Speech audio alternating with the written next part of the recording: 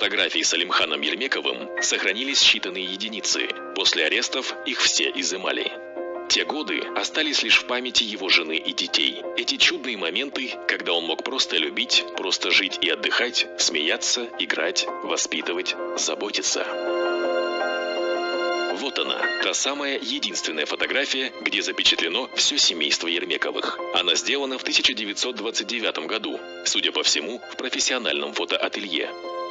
Магауе на ней 8 лет, а Рауиля совсем малышка. Уникально и еще одно фото. На нем изображен не только сам Алимхан Ермеков с супругой и сыном, а еще и гувернантка 4-летнего Магауи, немка из Берлина, Софья Андреевна Крузе. Благодаря ей сын Ермекова, к примеру, уже к 10-летнему возрасту свободно владел немецким языком. Этот снимок сделан в 1925 году в Кызылорде.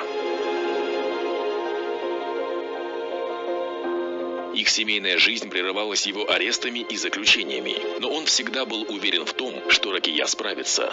Необыкновенно нежная и уют. Один из первых дипломированных врачей-хирургов Казахстана. Она, как и Алимхан, училась в Томском госуниверситете. Там они, скорее всего, и познакомились.